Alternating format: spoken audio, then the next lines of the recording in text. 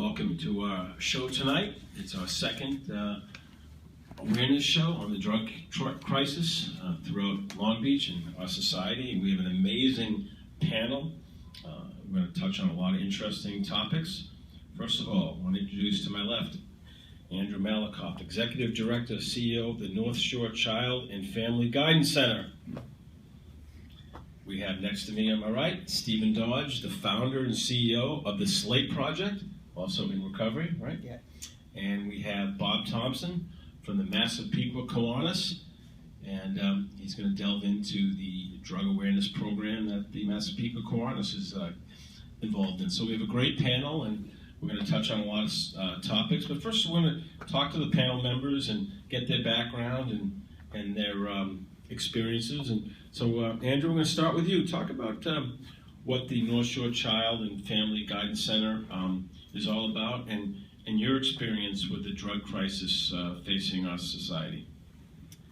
Okay, well, thanks so much, Howie, for inviting me and for conceiving the idea of having regular forums on this issue. It's so critical, and I was glad to meet all the other folks here today and appreciate your participation as well.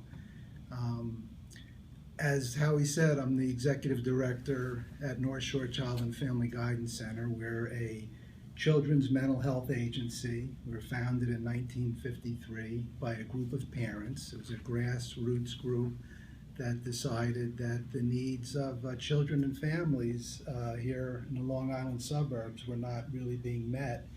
And so they organized, they raised a little bit of money, got a small operation going, and it grew and grew. So now we're here for 63 years. And I've actually been there. Next year will be my 40th year. So it feels like I was practically born there. But our mission is to restore and strengthen the emotional well-being of children and families.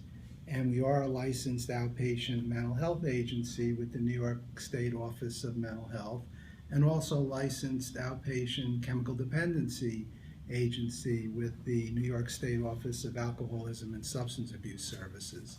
So we work with kids from birth up to 24 and their families. And so we see all kinds of situations. We get emergency calls at a rate of almost 30% on average over the last number of years. And the calls may have to do with kids who want to hurt themselves, kids who are anxious, kids who are isolated, kids that live in families where there's violence, kids who've experienced horrible things such as child abuse, and certainly lots of families where drugs and alcohol are a major variable in terms of their struggles. And I guess what's most noteworthy is that those that we see that have drug and alcohol issues don't always call with that as what we refer to as the presenting problem. And so it's really important out front that when we take that first phone call, that we're able to kind of delve a little bit deeper, dig a little bit deeper, and ask the right questions that will enable us to triage the situation and make sure that they're going to get help either in the guidance center, or if it's something that's urgent or an emergency, that we're able to connect them with the right place.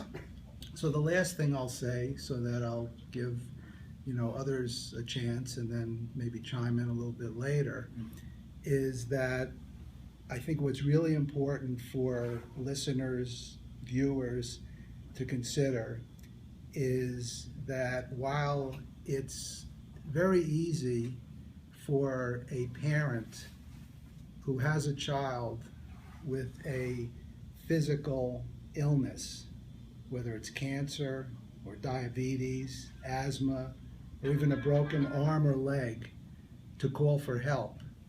When a child has a drug and alcohol issue or a mental health issue, because of the stigma associated with it and the shame that stigma generates, they'll wait a week, a month, a year, and sometimes years to make that first phone call in order to get help because of the way that society relates differently to illnesses below the neck as opposed to illnesses above the neck.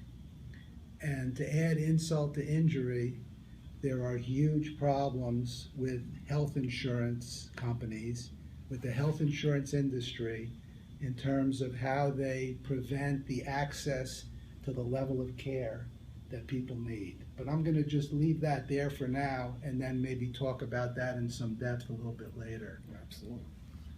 Andrew, thank you so much.